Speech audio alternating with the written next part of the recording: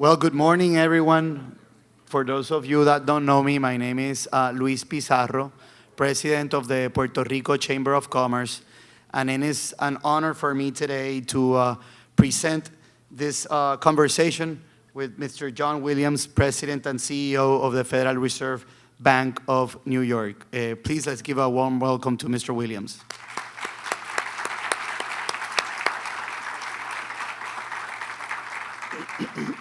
Mr. Williams is the President and Chief Executive Officer of the New York Reserve Bank.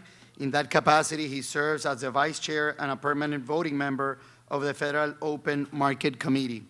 Before joining the New York Fed in 2018, Mr. Williams was the President and CEO of the San Francisco Fed, which he joined in 2002 and subsequently served as a research director. He began his career as an economist at the Federal Reserve Board of Governors, and he has had also served in this role at the White House Council of Economic Advisors and Stanford University Graduate School of Business, for those of you that didn't know. So just before I invite Mr. Williams to the podium, I wanna, for those of you that don't know, talk a little bit of this event and what we're doing with the chamber and how one thing ties to the other. First, Mr. Williams, you have here a lot of business leaders from Puerto Rico, from the economy, a couple of NGOs that are key here as well.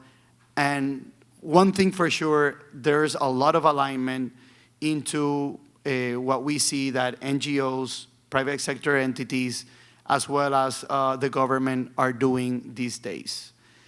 At the Chamber of Commerce, we, under the previous presidency of Ramon Pérez Blanco, we performed a study about population movement between Puerto Rico and the mainland.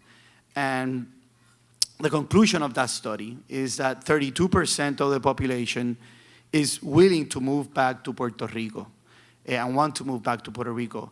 And our analysis, we conclude that for that to happen, there needs to be a continued focus on establishing education, healthcare, and security as pillars of economic development for the island. There needs to be better and more participation of the private sector in the education system of the island. That's our take. There needs to be a bigger focus as well on economic and seeing the health system as ways and means of economic growth for the island, not only to address the needs of our population health-wise, but also as means for economic growth for the system. Our healthcare system is private, 95% of our population is insured, and we have the highest penetration in Medicare Advantage in the entire nation, and we run a 100% managed care model in the Medicaid system. The private sector of the private health insurance market of the healthcare system is struggling, and that's a reflection of Puerto Rico's economy. We need to pay more for healthcare, but it's tough to deliver that message when you have not as a robust economy as we should. And then into security, we break it down in 5 topics. We break it down in energetic security, and we all know what we're doing in that front. The Chamber of Commerce recently issued a letter to President Trump to keep working with the administration in this front. We also sent a letter on the reshoring to Advisor Navarro to work with them. And we believe that energetic security, tax security, ease of doing business security, and food security, our transition from NAT to SNAP, are important. So that's what we're doing in the chamber, and that's why we think this is very timely. Three more things that I want to say. First, I didn't know myself that the history of the track record that the Federal Reserve has had with Puerto Rico for many, many years. In particular, the last 20 years, I believe that the Federal Reserve, Puerto Rico being part of the region of the Fed when Puerto Rico obtained its own self-rule in the 50s, Puerto Rico bankers, and I see key people here from the banking industry, decided that they wanted to be part of the New York region. And that's why Puerto Rico belongs to the New York region, to the Federal Reserve. And that's why they have been interacting with Puerto Rico. The interest they've shown with the island, the visits, is a testament of this relationship. And so certainly the reputation and the importance, the economic studies and the economic market intelligence they provide is something that I want to highlight. Also, the New York Fed is a nonpartisan, but it's a neutral entity.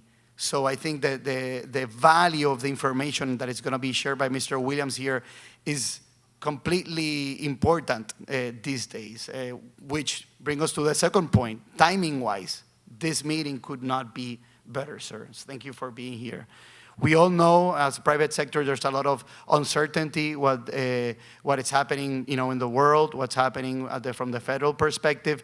The decisions being taken by President Trump's administration, which we at the Chamber, we see as obviously we acknowledge the challenges, particularly in the short term, but we also acknowledge big opportunities or potential opportunities for the island with the whole reshoring efforts and other, the Made in America brand and the Made in Puerto Rico brand as well. And lastly, the intel that you would obtain today is also timely because it will provide you with the proper intelligence, market intelligence for businesses here to do proper adjustment that need to be done for us to continue growing. So I wanted to give that context and steal a couple of more minutes because personally, I'm very excited about being here. So without further ado, ladies and gentlemen, it is my honor and pleasure to pass the mic to Mr. John Williams, President of the New York Fed.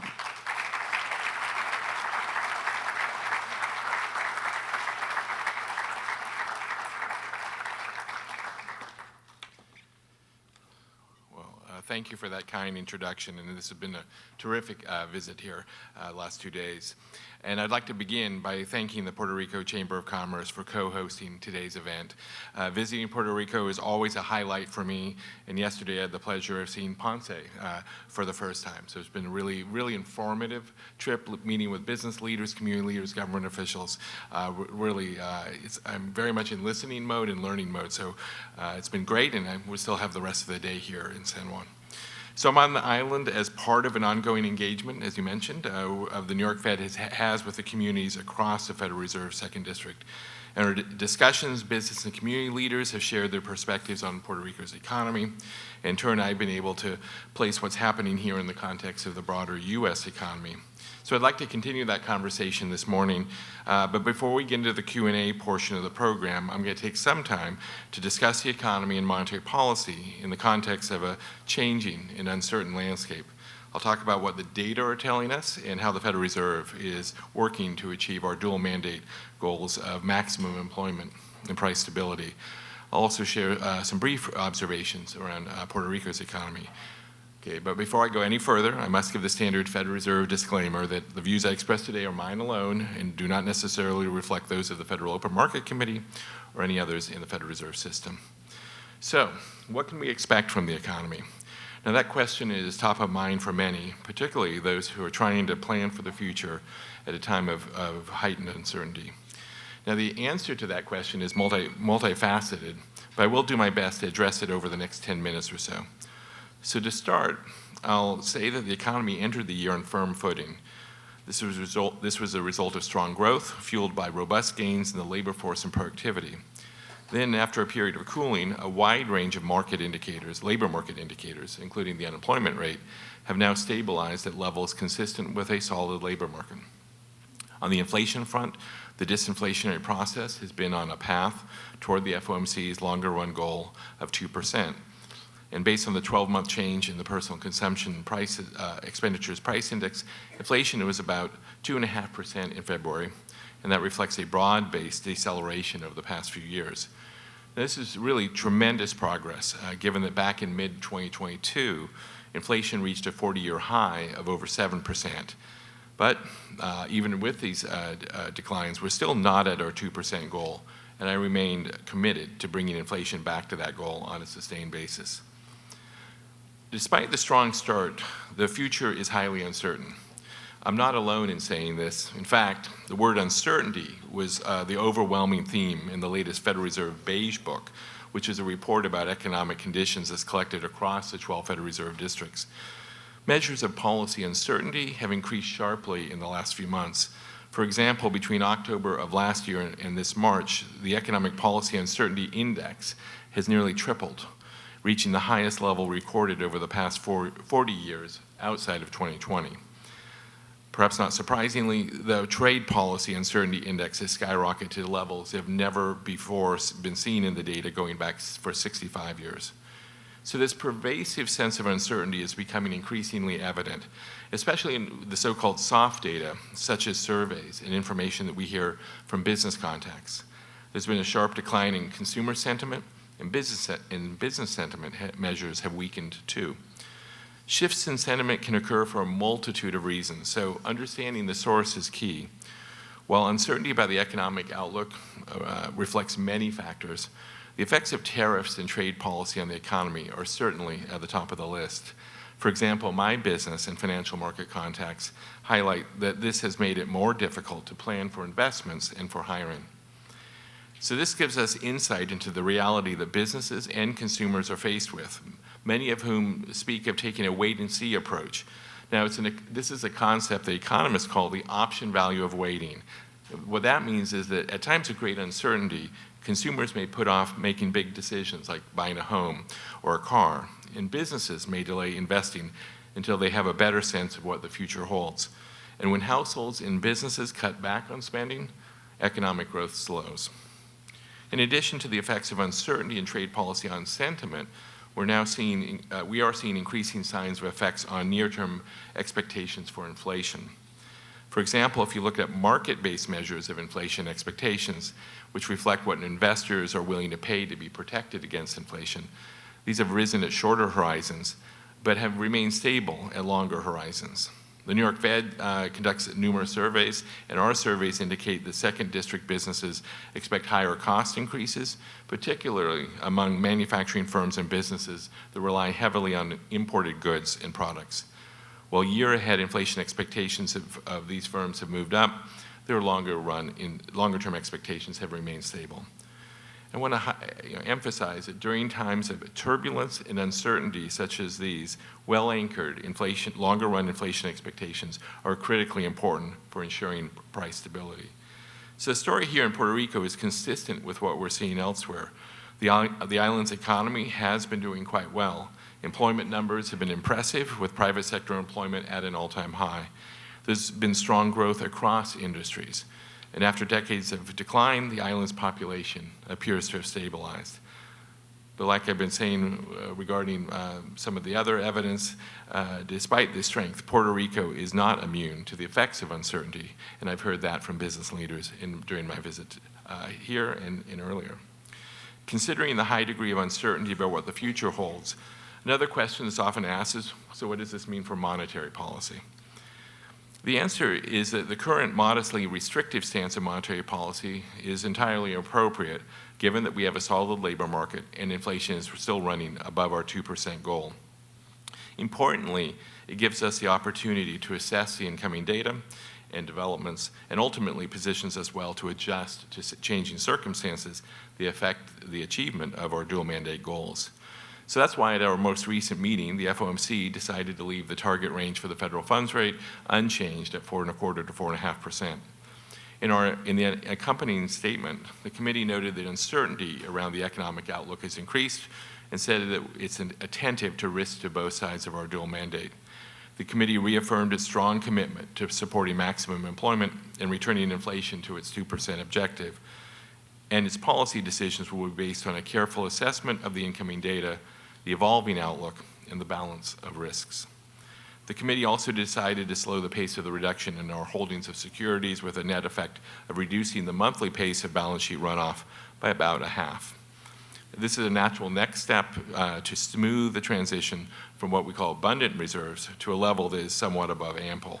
This action has no implications for our intended stance in monetary policy or for the ultimate size of our balance sheet. So it's hard to know with any precision how the economy will evolve. Given the uncertain effects of recently announced tariffs and other policy changes, there is an unusually wide range of outcomes that could transpire. That said, the broad contours of the outlook are becoming a bit clearer. So given the combination of the slowdown in labor force growth due to reduced immigration and the combined effects of uncertainty and tariffs, I now expect real GDP growth this year will slow considerably from last year's pace, likely to somewhat below 1%.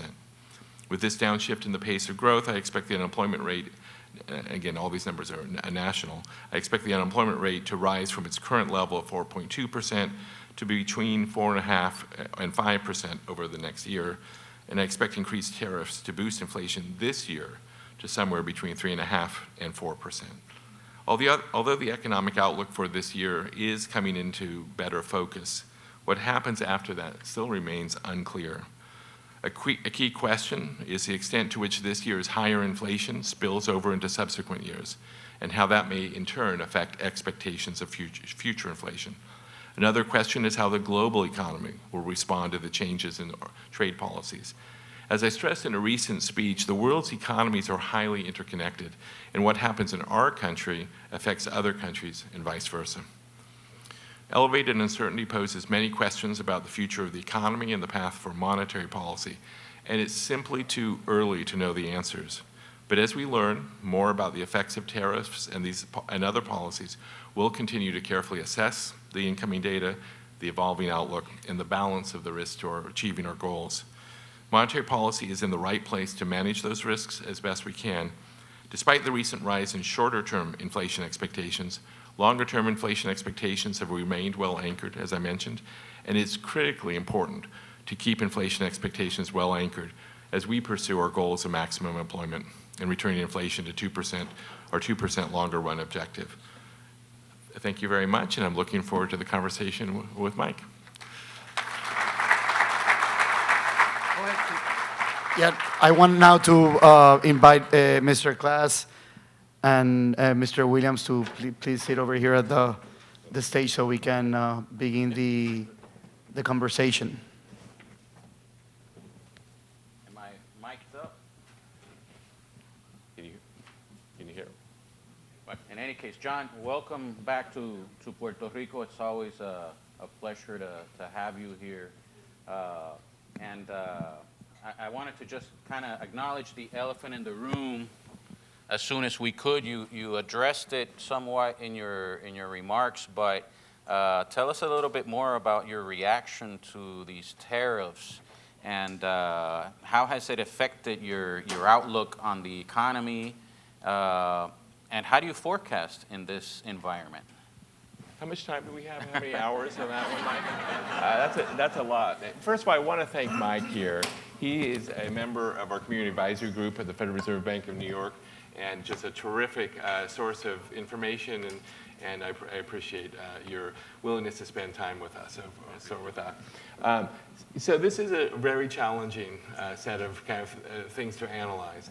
The number one is, we don't make trade policy at the Federal Reserve. I just want to be clear that we don't have a responsibility for that. So really what you're asking me is, as an economist and a policymaker, these are things that we need to analyze in order to achieve our maximum employment price stability goal. So everything I'm saying here is really the analysis we do to understand the effects, and then obviously think about what's it mean for monetary policy.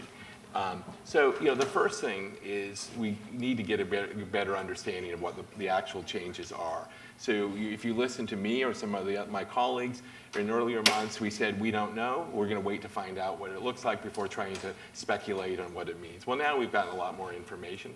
There's still quite a bit of uncertainty about how the tariffs will play out. I think we've got the broad contours.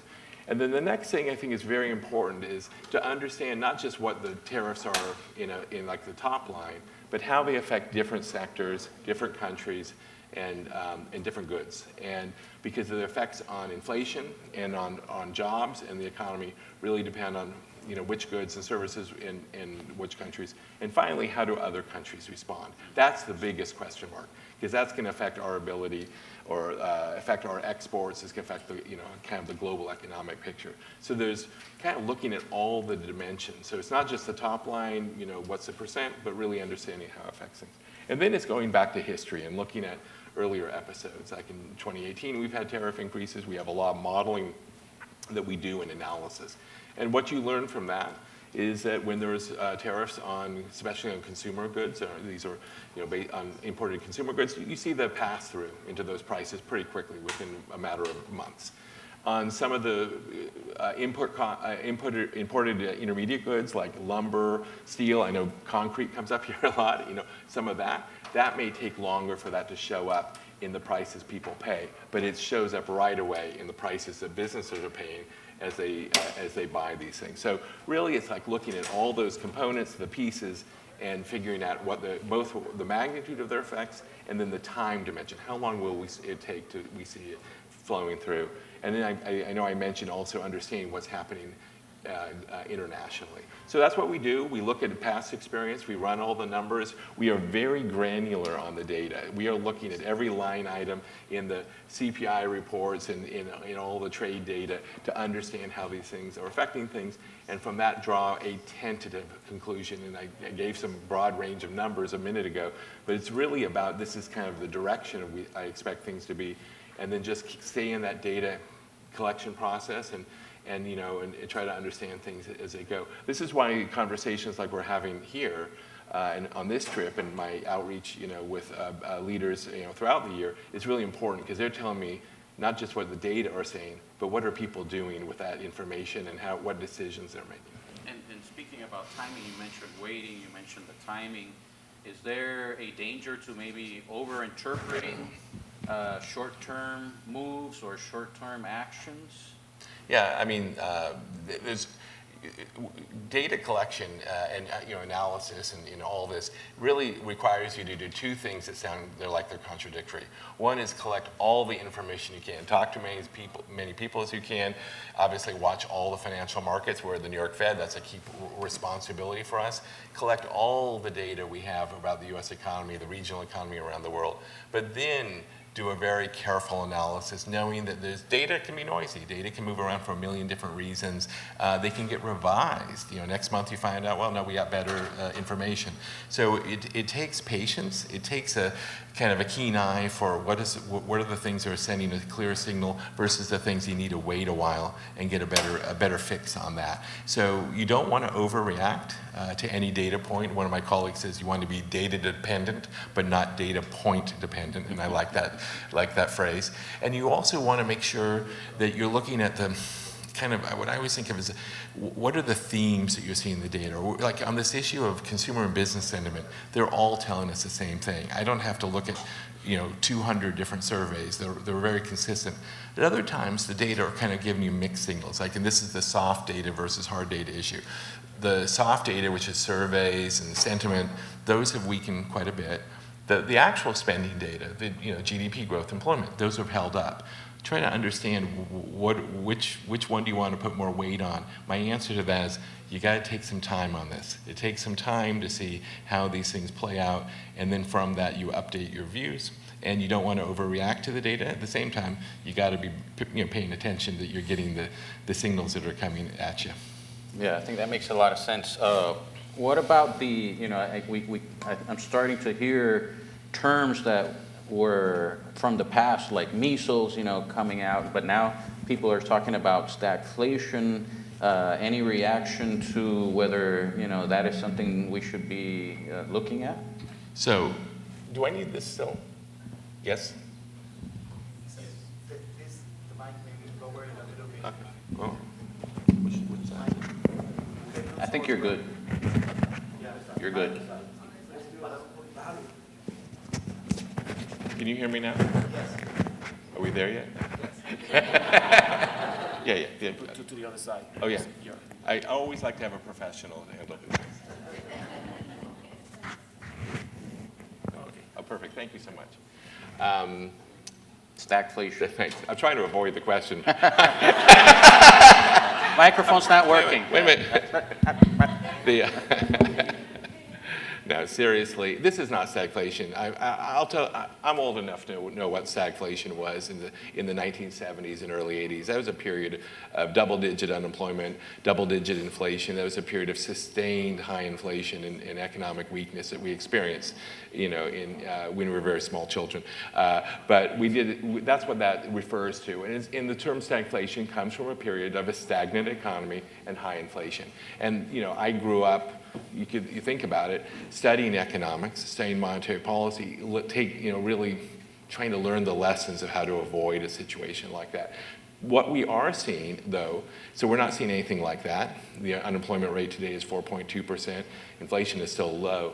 And what we're seeing, though, is some significant, changes in policy that will have material, meaningful effects on the economy in the short run or over the next year or two. And so those have to be taken into account as you think about the economic outlook and achieving our goals. But when you think about where did things go wrong in the 70s and 80s, so one of them was that people weren't confident, honestly, until Paul Volcker really came in and as the chair of the Fed and really cemented the idea that we need to restore price stability back then. But today, we need to make sure that no one's questioning that we're committed to price stability, and we're absolutely committed to bringing inflation back down to 2% through this episode. We've proven that, I think, not just through our words, but through our actions of the past few years. And so, to me, the best defense against stagflation is to have monetary policy very focused on our dual mandate goals and very focused on keeping inflation expectations anchored. They are anchored today. That's why I mentioned that so much. And we just need to make sure that stays the same. And again, I go back to this. We don't want anybody asking staying up at night and saying there's a lot going on, but adding to that list. I wonder if the Fed's going to bring inflation back to 2%. I wonder we don't want people thinking that because we are going to bring inflation back. So this is not stagflation.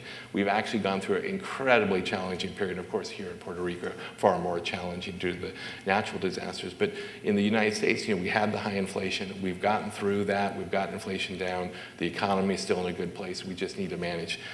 We need to navigate through the period we're in today and making sure we get inflation back to 2%. Yeah, and you spoke a little bit about people understanding that commitment. One thing that I think we're living in an environment now, though, of less credibility in institutions than we have had in the past. I know it's something that's affected our think tank. Has it affected the Fed, that loss of credibility that seems to be out there in general, especially for elite institutions? Well, I think the right answer to that, and I've been through, I've been at the Fed now over 30 years, that we just need to stay focused, 100% focused on delivering on our mission. And to the extent that we are able to, as we did in the last few years, and bring inflation back down in a way that supported a good economy, I think that reinforces the credibility that's been actually developed over decades at the Fed. It's not just the last few years, but quite honestly, the work of my colleagues and predecessors for a long time. As was mentioned, we're a nonpartisan, non-political institution. We are literally as nerdy a group as you will ever meet.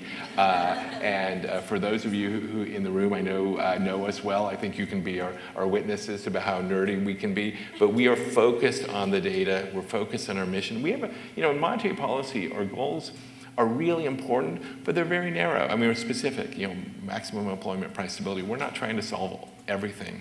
We're just focused on those, and we have the set interest rates to do that. So, of course, we take very seriously that our credibility. I think the way you earn and preserve credibility is making the right decisions, doing the best we can for the American people, and consistent with the goals that we've set out to, and being as clear and transparent about what we're trying to achieve and why. I think that's another important part of our formula, and that's what I'm committed to continuing. Yeah, and this isn't your first trip down here, and you were here, you mentioned in Ponce yesterday, you've spoken already to some local leaders. What's been their reaction? What have you picked up from those conversations so far? Well, clearly with Ponce, you're dealing with a sequence of natural disasters in addition to COVID, with the hurricanes and then the earthquakes and everything. So a lot of the conversation was bringing Ponce back in the region, the southern region of the island, and a lot of the investments that were made. We visited the port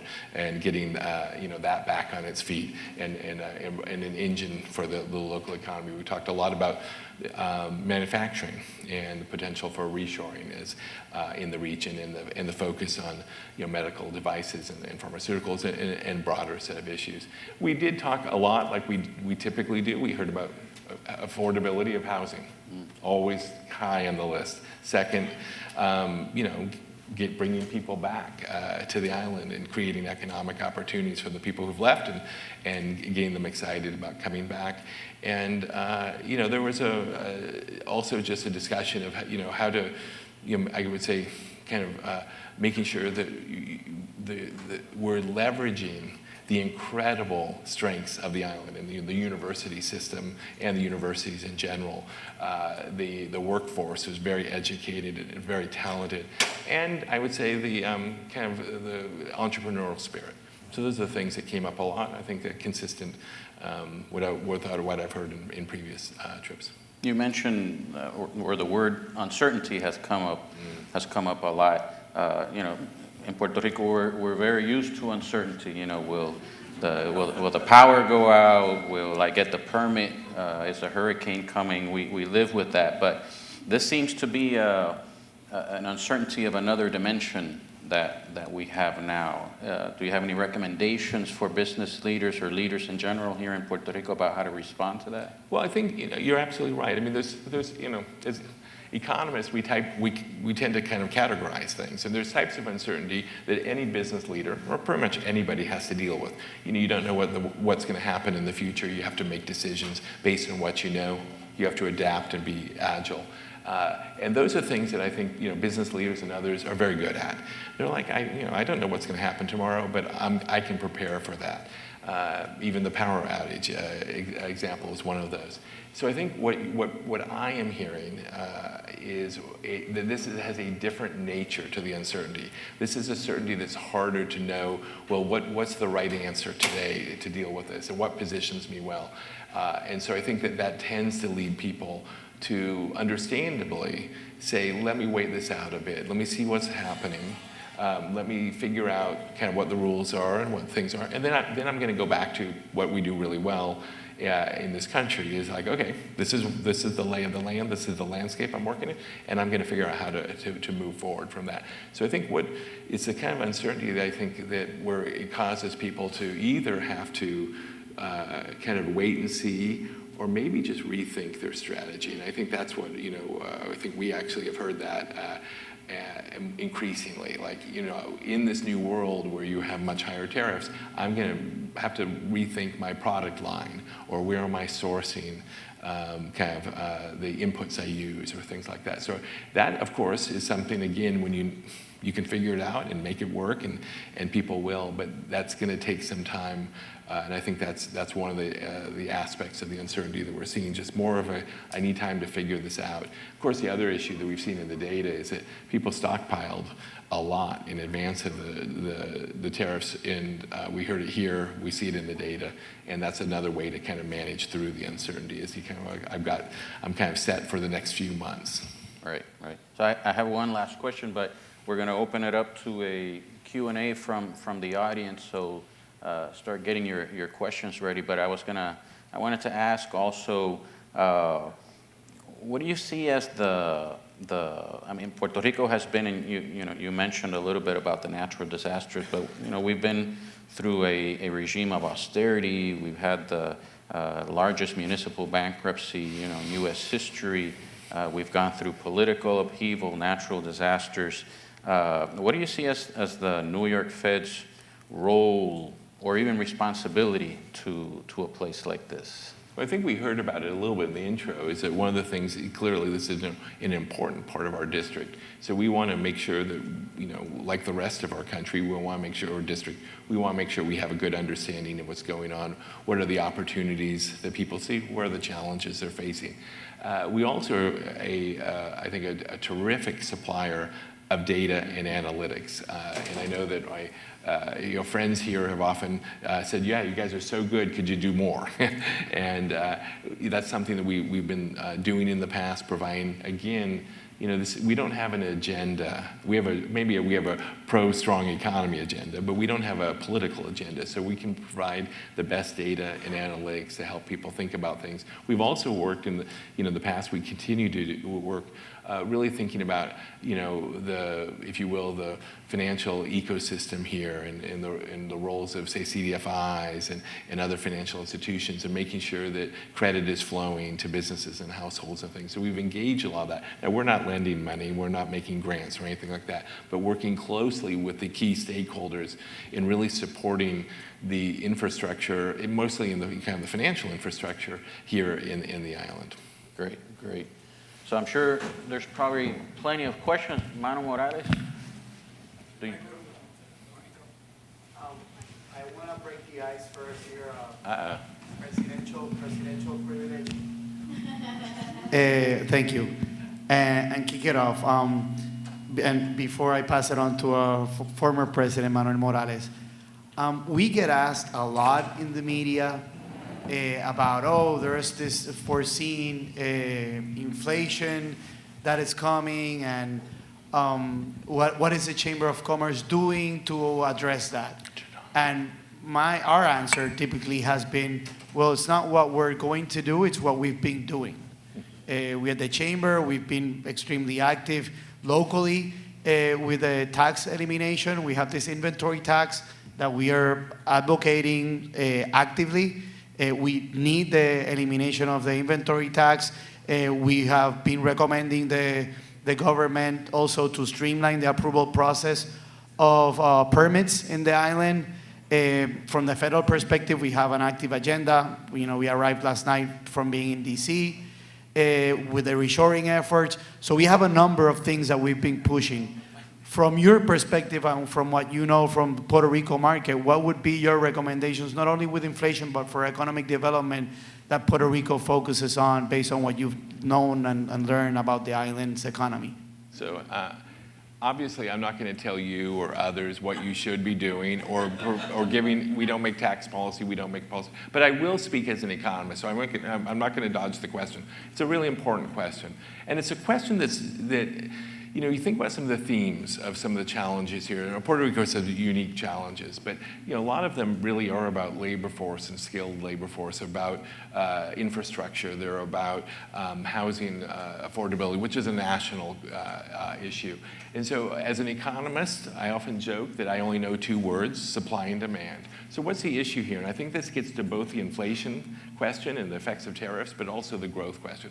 How do you reduce inflationary pressures in your economy? You increase supply.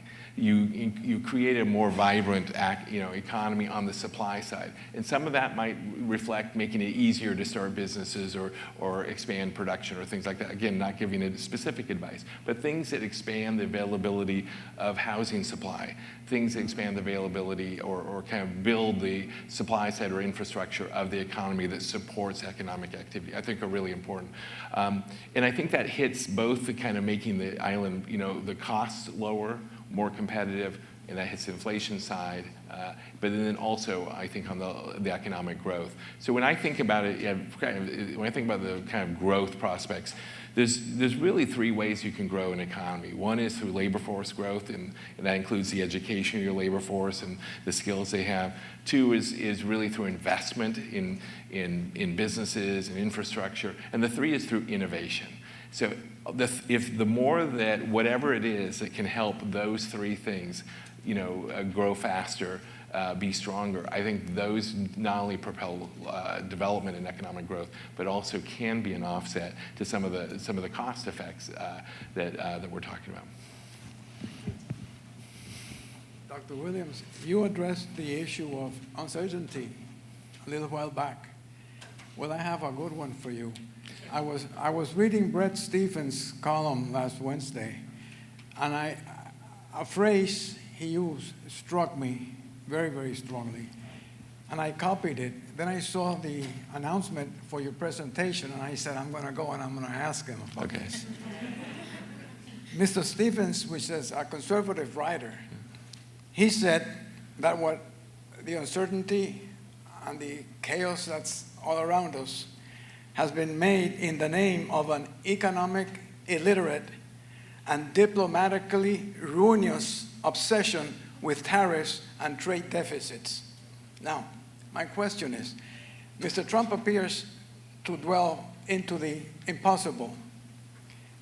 If he gets his sight on the Federal Reserve, how will the Federal Reserve hold him back? I know Mr. Powell said he wasn't going to resign, but what mechanisms are in place for that event not to occur, even if he puts his eyes on the Fed? I was wondering where your question was going. Okay, there were a lot of directions to go. No, and I appreciate it, and I appreciate the question because, like I said, I've been in the Federal Reserve for 30 years. I've been on the FOMC for 14 years, and my colleagues that I've worked with for many decades before that. We are committed to carrying out as best we can our public mission. We're not elected officials. I'm not an elected official. The Federal Reserve Bank presidents are private citizens who, dedicate our lives, and all of our employees as well. All of the people who work in the Fed are just committed and dedicated to carrying out our mission. We're not partisan and we're not political. But to answer your question, and that's the way I think we reinforce the fact we're not partisan, we're not political, we're making decisions based on the careful analysis of the data and not commenting about what I think of various policies, but just saying, well, given what the elected officials are doing, how do we best achieve our goals? So I think that's the first thing and most important thing is let's do our jobs as best as we can, and that protects us against hopefully some criticism. I think the second is in the Federal Reserve Act, we do have a significant degree of independence. These are the FOMC decision makers, or the governors and the bank presidents. These are, we, not just by tradition, but by law, we have the function of carrying out monetary policy on behalf of the American people. And we're, throughout my time, I've been, like I said, I've been on the FOMC for 14 years now, we've done that every single day. We have not been, influenced by political pressure, and we've just been focused on the data. So I think our best, our independence is very important, not because we like it, but because it delivers better results in terms of price stability and economic stability. And we just stay, we have our independence, in the Federal Reserve Act, and we're just going to stay focused on doing our jobs. Well, you have independence, but so does the Supreme Court. And the Supreme Court is playing ball with Mr. Trump right now. If he sets his eyes on the Federal Reserve, should we be assured that he won't affect the job you're doing in the markets? Like I said, what we're going to be, what I do and what I have seen throughout my career is we stay focused on our job, regardless of what other people may say. And I'm not going to comment further on what other people. I was listening to Dr. Yellen, and I was impressed by how diplomatic she was. Mm-hmm. She's been your mentor. Yes. And you've learned from her to be diplomatic. Thank you very much. That's a great compliment. That's a wonderful compliment, because Janet Yellen is my mentor. So that. We have another question here. I'm a nerd like you, so I don't know how you do it. I don't know how you stand there. So I wrote down the question, and it's not political. It's something deeply important nowadays. You brilliantly exposed the value of data. So given the transformative impact of the fourth industrial revolution on workforce skills, automation, and economic structures, how are you preparing to assess that data and value it for it to become an asset and a potential disruptor of all the markets, particularly in the sectors that affect us, and the technologies like AI that I developed and I'm deeply, deeply engaged with and concerned, because I see in Puerto Rico backlash, I would say, of what is happening around the world. You, with that access to data, how are you assessing that data to turn it into an asset for the new industrial age? clear? Yep, yeah. And this, really thinking about AI broadly. More into deep technologies, deep tech.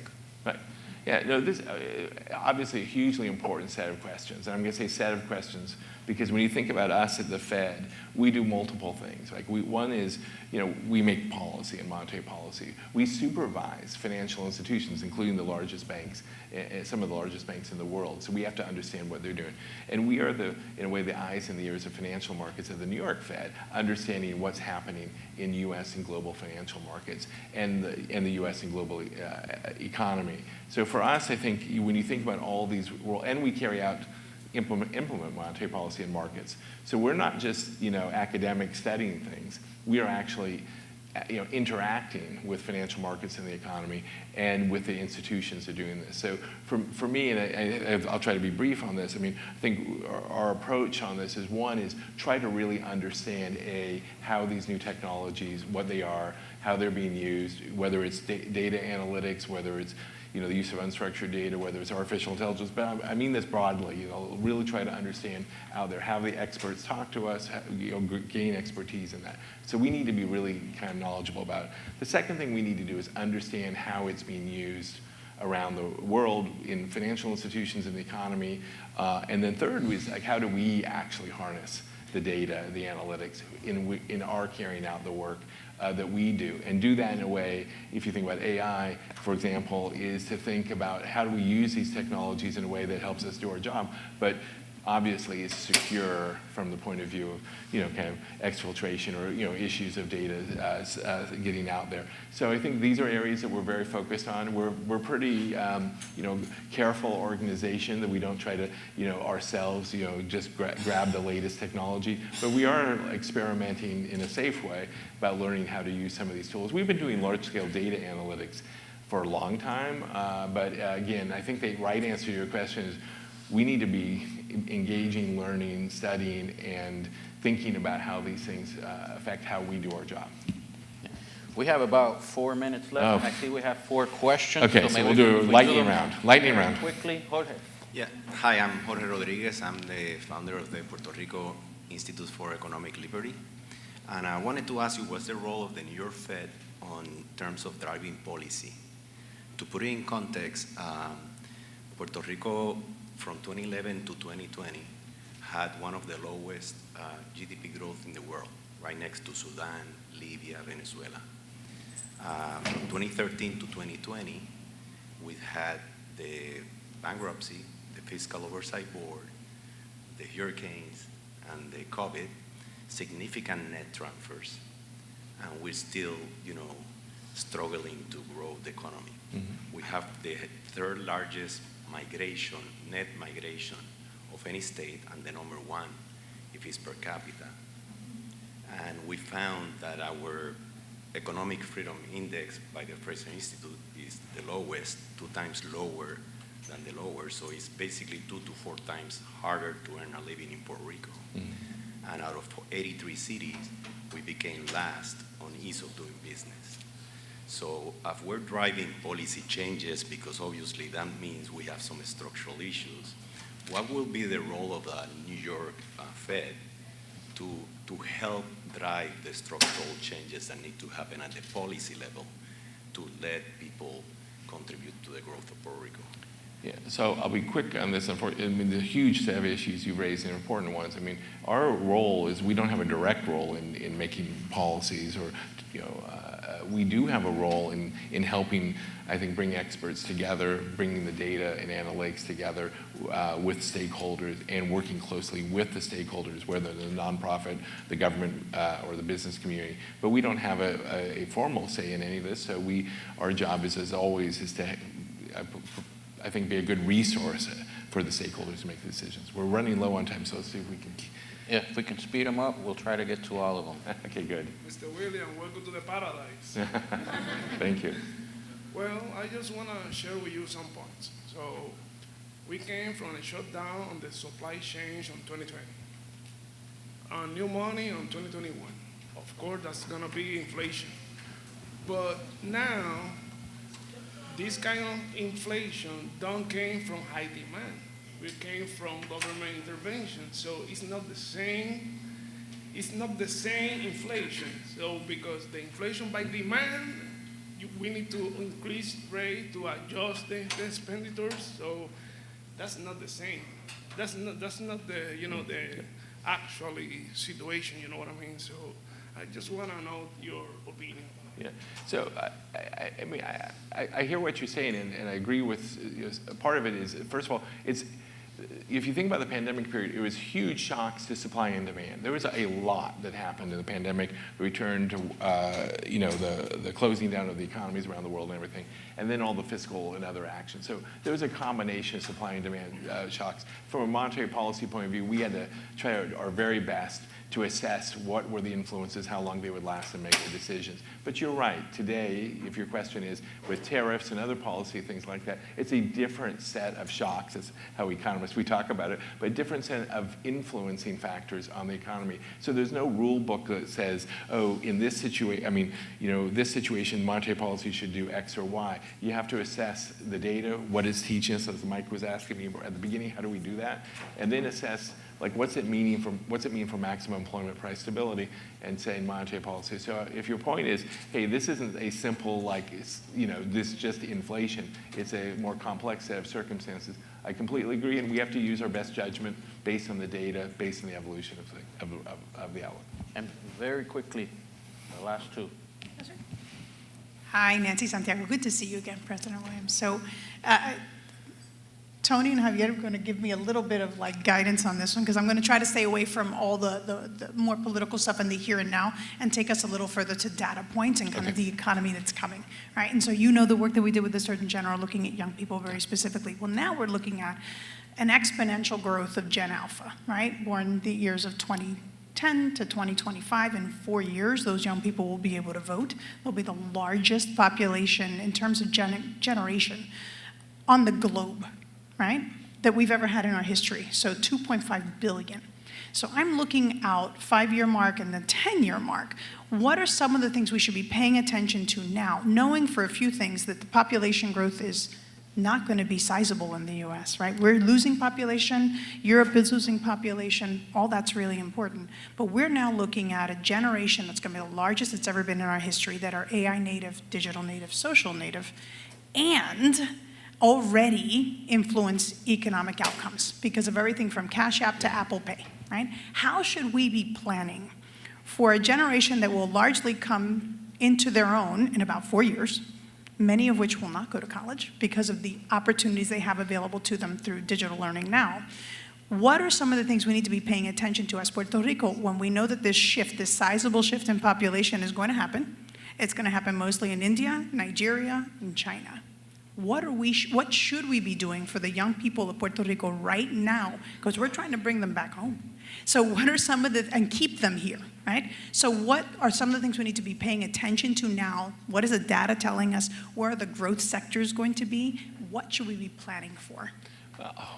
And we have 30 seconds. Okay. Yeah, sorry about that. No, I mean, I think your points are right. I think that one is, the first answer is just recognize these longer run trends. I mean, the slower population growth has been going on now for really decades. It started in Asia, we saw it in Europe, we now see it in the US, we're seeing it in other countries. Obviously, you saw it in China before. So this is a global phenomenon. It is now a very real, in front of us thing. And so I think you just have to understand what are the big global factors that are influencing things. And the second is, maybe I'm going to sound like the baby boomer talking to the young people, but education and lifelong learning is being nimble at understanding technology and changing economy is going to be as valuable, probably more valuable in the future. I know that people say I don't need college, but you always need to be learning. I mean, I'm learning every day in my job and even now. And I think that that's just something that we need to build, is this curiosity and learning mindset for people, regardless of whether it comes to formal education, whether you're getting it from some AI bot telling you whatever. So I think that's the thing. It's really adding value, human value throughout your life, even with the technology. And I'm really looking forward to, by the way, not just my kids, but everybody trying to come up to me and help me understand how to use my phone. That's really what I'm looking forward to in the future. Here, let me show you how to do that. last question very quickly. Thank you so much for being here and for this awesome conversation. It is a pleasure always to hear from people like you about our state of the economy. My question goes on the same line like hers. I'm just a young Puerto Rican who just graduated from the University of Puerto Rico in 2023. I started working here on the island, but now I'm in that process of deciding if I should stay on the island or if I should move to the continental states. And I'm pretty sure that some of my colleagues here of the university chapters are on that process, or they will be on that process pretty soon. Right now, we were talking about tariffs. We can see tariffs as an inflationary tool, or we can also see tariffs as an opportunity. But here in Puerto Rico, we cannot control that, but we have identified that tariffs can also be an opportunity to bring back the manufacturing to the United States, right? And that can be a good opportunity for Puerto Rico for our economic growth, since it can add more work, or we can also bring back those manufacturing jobs that left the island.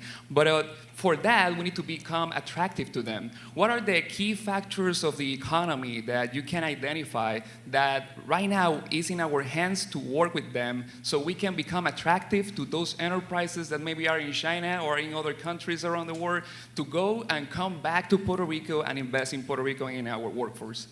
Well, that's, again, a very complicated set of issues. But I think it's investing in some of the core infrastructure that makes this economy work. So that could be education. We heard definitely questions about having better education, K through 12 education more than the college, because that's very strong. Thinking about continuing to strengthen healthcare, but also I think creating this. When someone like you asks, do I want to go there or stay here? One of the factors is, what's my standard of living? And obviously, the quality of life here is fabulous. That's not the question. The question is, how much will I earn? If I have a family, how will I, educate my kids? How will I take care of things? And so I think anything, things that are developing more high-paying jobs, stable, high-paying jobs here, addressing the affordability issue of housing, addressing some of the other kind of issues like education, I think those are the things that will make the biggest difference. And none of those are easy. People are working hard at those. But if you want to change that conversation, do I stay or do I go, you're going to change the big factors that influence it, which I think from what I've heard often are in these kind of areas that I just mentioned. Now, the good news is, of course, a lot of people who may leave for a while and take on other jobs and do that, come back too. So it's not a permanent decision. So. Well, good luck with your own decisions. Thank you for that. Thank you. Well, President Williams, thank you very much for your time. Thank you to the Chamber for putting this group together. We appreciate it. Thank you for coming. Thanks, good. That was good.